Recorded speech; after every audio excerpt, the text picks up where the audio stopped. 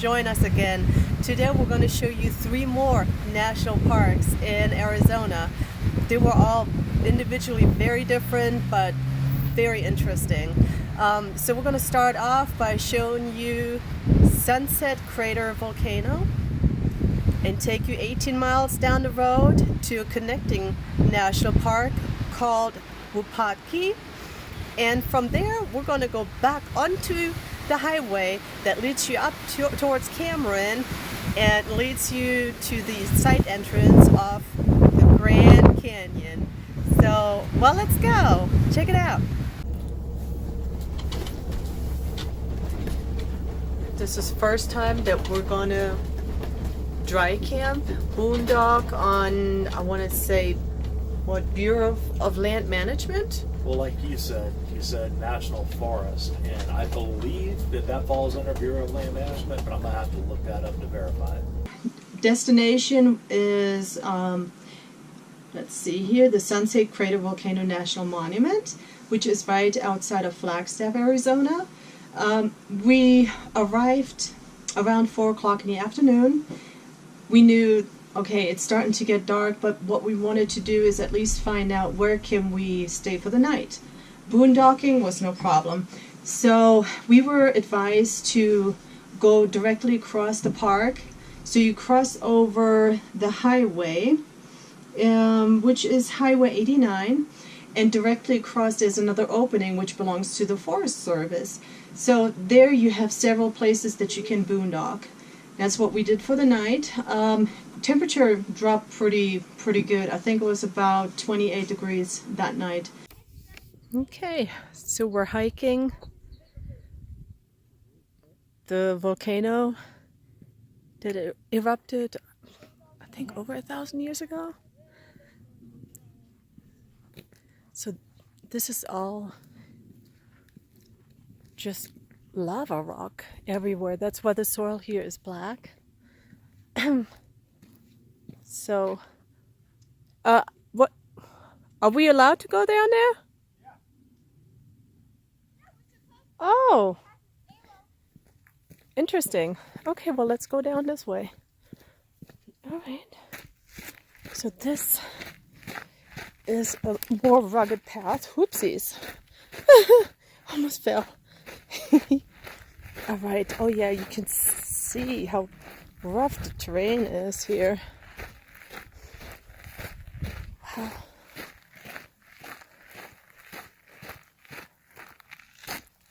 Interesting. What? Good place. Yeah? Oh, wow. What a drop off. Dang.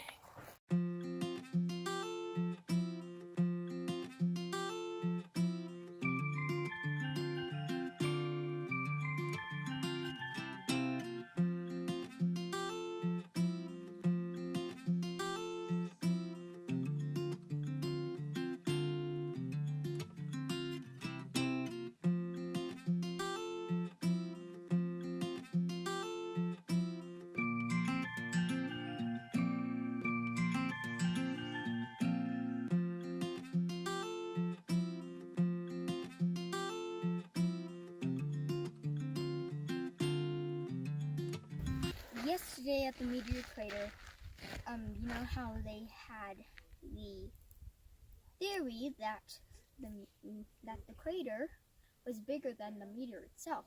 This right here actually proves it. So when I stick the pole into the ground, the area around it goes out, but the crater is not the size of the bottom of the pole itself. Nice.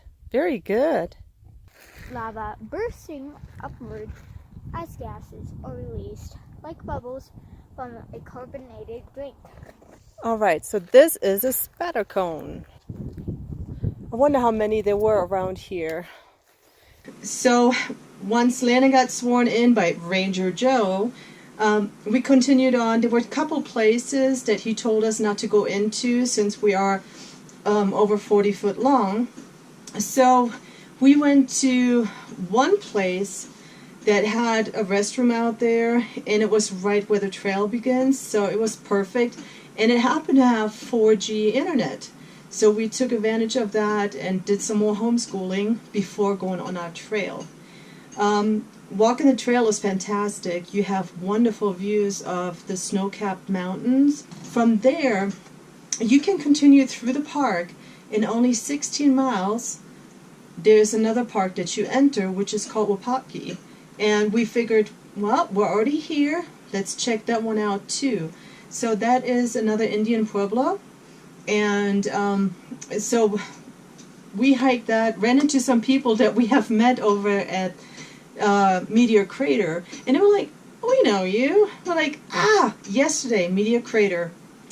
That's right. So you start running into people that are doing the same thing. They're checking out all the national parks in this area.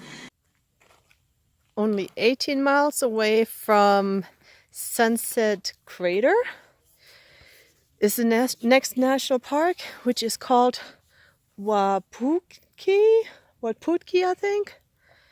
And this is the pueblo where they lived. So completely different condition. What is this, red clay? I believe so. Yeah. So, yeah. Well, let's go ahead and hike.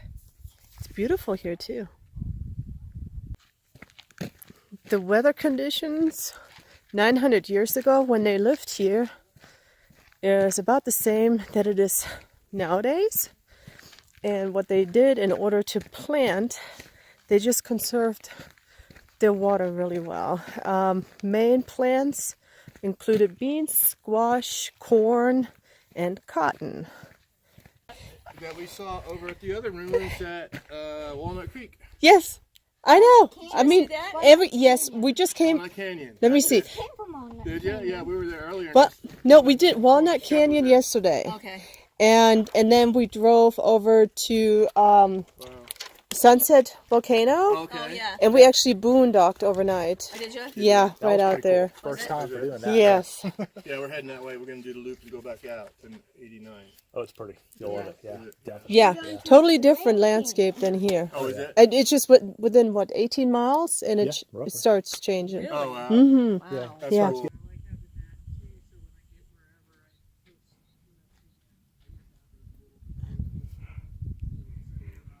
It is so peaceful out here.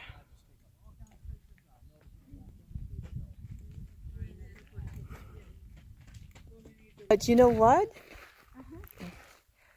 This, because it is bigger, I just saw the sign for it, and it said that this is a ball court. So what I can imagine is that people, like what you're doing right now, you're sitting down, you had people just sitting down watching, while there were some in here playing ball games. But the sign under the sign or above this, what that said, it also said blowhole. So this could have been the blowhole. I already saw that there's a trail over there, which could lead to the ball court, or it's the other way around. Exactly, but to me, this here, it does look like they're built-in benches. So I kind of want to think that this was the ball court. But we check out the other one and see if it's built the same way, because I don't know how this would be the blowhole. Takes me 10 seconds to run from there to here. 10 seconds, huh?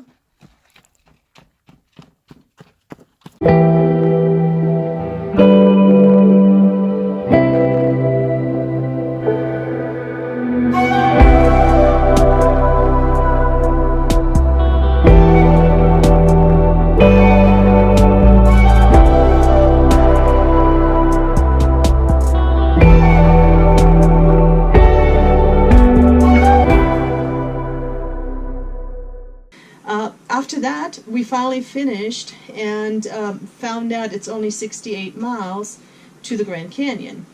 So I put it into the GPS, and the GPS wanted me to go back towards Flagstaff and go a completely different route. But I looked on the map and I noticed, well, the highway, because we were tying back into Highway 89, well, it continued all the way up to Cameron. And once I'm looking at the map right now, so I know your GPS keeps rerouting you. Don't listen to it, because the road to Cameron is very well paved, and with our big rig was no problem at all. You turn in Cameron onto 64. 64 is a great maintained road as well, and it takes you straight to the side entrance of the Grand Canyon. So where are we? Grand Canyon. Are you excited? Yes.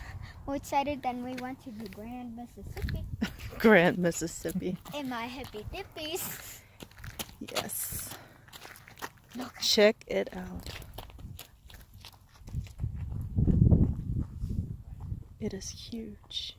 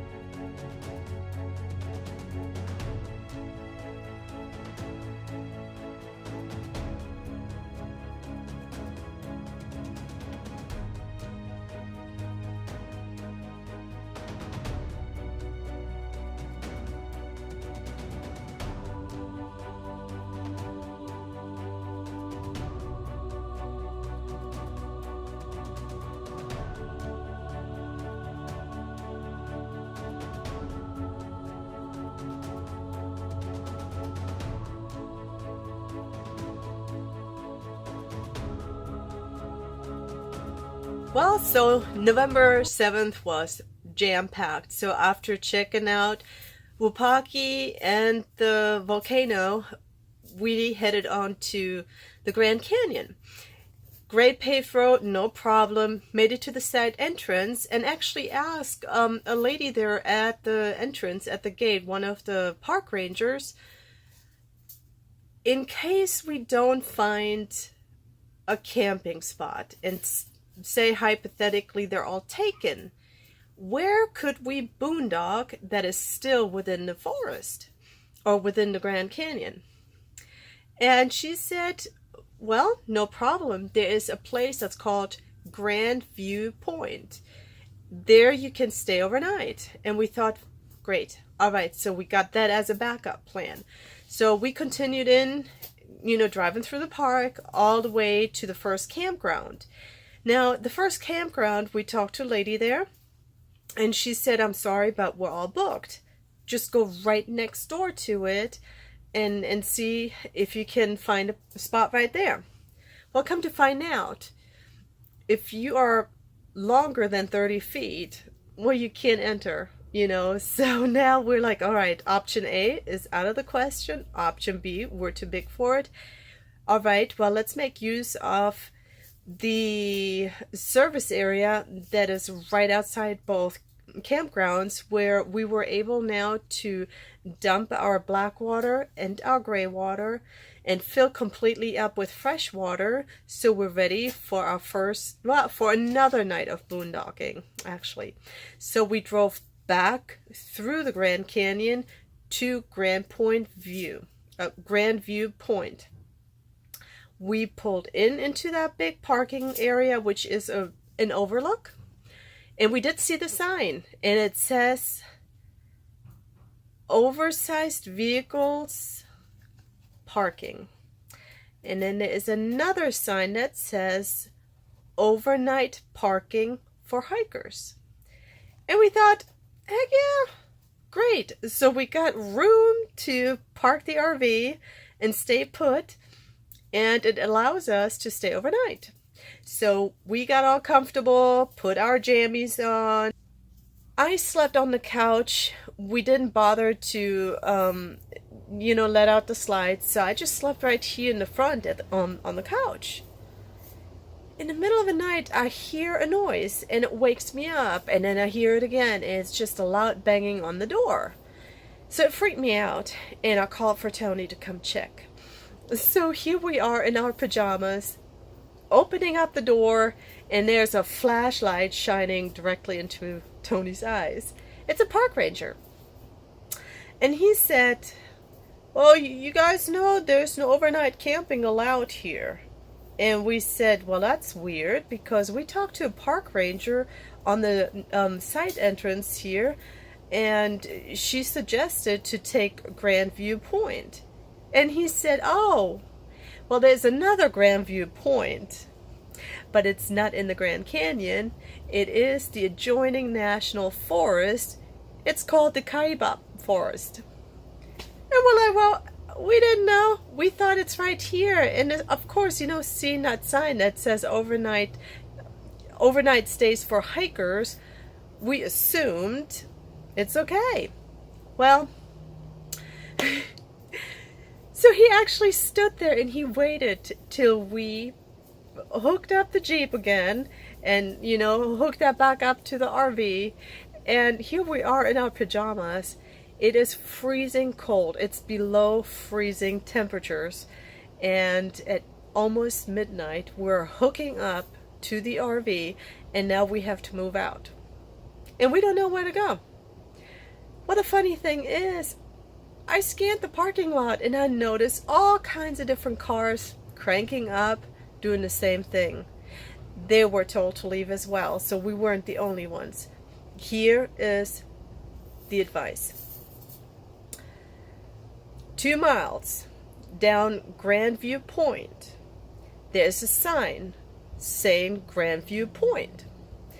It is now going towards the opposite direction. It is mile marker, and I have it written down right here so I don't forget it again. It is between mile marker 253 and 254. So you take that dirt road between those 2 mile markers, and now it's pitch black dark. But we did it. We found it. So we took that little dirt road, and we drove almost 3 miles. And it opens up, and you see now it says you're entering the Kaibab National Forest. There, to the left and to the right of the dirt road, are several different areas that are large enough for you to now pull in with your rig, and you're allowed to stay there and park for free. All right, that's just a tip. So yeah, we were kind of embarrassed, especially in our pajamas, freezing cold, and a park ranger right there shining the flashlight, making sure you're definitely leaving that place. So we felt like idiots, but now we know better, and it won't happen again in the future. And I hope it's going to spare you some embarrassment too.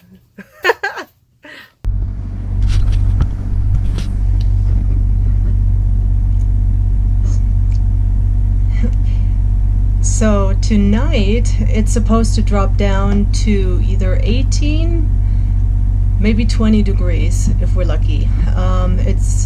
You can already tell it's getting extremely cold. It's a little after 5. It's not even 5 o'clock yet. So we were really able to tell the drop in temperature within the last half an hour. So we went ahead and started a fire. I went ahead while the generator is going and it's heating up the rig. I used some of the propane right now and fixed a big pot of chili. So it's something hearty, something warm. It's definitely gonna help. So we're looking forward to eating some good chili and trying to stay warm. Right now we are at the Grand Canyon. and we are about to go there right now and kind of travel it out, the place out by hiking. But right now we're just waiting for Dad to fully get the Jeep running. Just a minute ago it had some difficulties and we had to kind of charge it with them from the batteries from the RV into the Jeep. But yeah, we're about to go. Woohoo!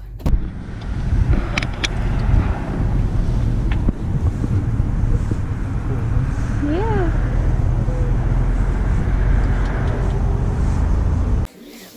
We are currently inside of the Geological Museum right here at the Grand Canyon. And it's a spectacular view. So they made sure to have bay windows just overlooking a vast area of the canyon. There are Tony and Landon doing the Junior Ranger program. Well, I'm trying to capture the beauty of this. This is amazing.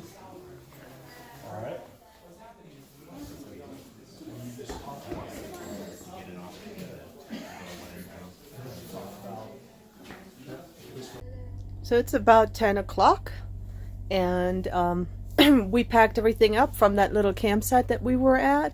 So we decided to just stop right here for a few minutes. And I mean, look at this. We are in our home overlooking the Grand Canyon. And I just fired up the generator. I still have wet hair from taking a shower a little while ago. So I'm going to dry my hair because it is cold out there. It dropped down to 18 degrees last night. And yeah, way cold, but I needed to take a shower after sitting at the campfire last night to stay warm. So yeah, I'm gonna dry my hair and go out there and take some beautiful pictures. Landon has been doing school this morning, so he's just wrapping up a few things. There he is. Hi. Math, my last lesson. Yes, and after that we are free.